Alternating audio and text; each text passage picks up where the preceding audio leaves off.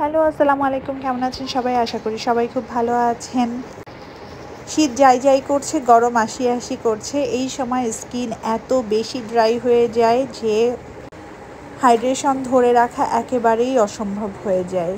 একটু প্রেপ করে নিলেই স্কিনটা আর হাইড্রেট রাখা কঠিন হয় না। চলুন দেখে নিই কীভাবে মেকআপটা করলে আমাদের স্কিনটা এত টানটান হয় না। নর্মালি মেকআপ করার পরে কিন্তু স্কিন ভীষণ ড্রাই লাগে। তো আমি প্রথমেই আমার চোখের মেকআপটা করে নিচ্ছি। প্রথমে একটা ব্রাউন কালার দিয়ে আমি আমার ক্রিজটাকে ডিফাইন করে নিচ্ছি। তারপর একটা ট্রানজিশন কালার দিয়ে উপরটা ব্লেন্ড করে নিচ্ছি।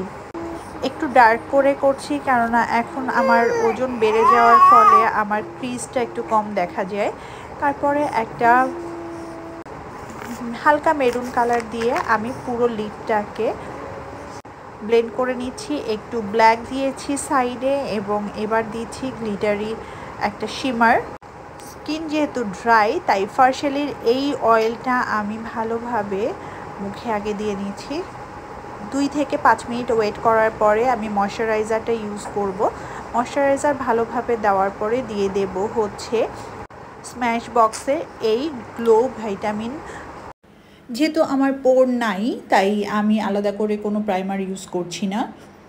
এইবার কালার কারেক্টার দিয়ে আমার চোখের নিচে যে আনইভেন টোনগুলো ছিল সেগুলোকে ঠিক করে নিচ্ছি। পুরো মুখেরটাই আমি ঠিক করে নেব। তারপরে একটা ডাম্প স্পঞ্জ দিয়ে পুরো মুখটাকে একটু ড্যাব ড্যাব করে নেব। কনসিলারটা ড্রাই হয়ে যাওয়ার পরে আমি ইউজ করব ফাউন্ডেশন, যেটা মিলানির ফাউন্ডেশন। আমি দুটো শেড ইউজ করে আজকে আমার কালার বানিয়েছি। আমি একটু লাইট কালার নিচ্ছি কেননা কিছুক্ষণ পরে এটা যেহেতু ড্রাই স্কিনের কালারটা কমে আসবে। আমার মুখটা লম্বা হওয়ার কারণে আমি সাধারণত বেশি একটা কন্ট্রোল করে থাকি না, খুব হালকা কন্ট্রোল করি। এরপরে আমি একটু হাইলাইট করে নিচ্ছি, খুব বেশি হাইলাইট করব না।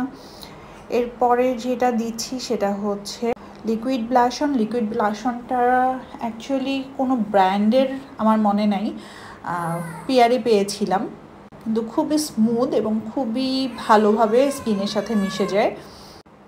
পাউডার ইউজ করে নিয়েছি, তারপরে হচ্ছে পাউডার ব্লাশন ইউজ করেছি। কাজল দেওয়ার পালা। কাজল দেওয়াটা আমার খুব প্রিয়।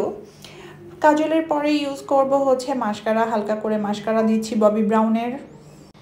নিচে কাজল ইউজ করছি এবং আইল্যাশের পালা। আইল্যাশ পুরোপুরিভাবে গেম চেঞ্জ করে দেয়।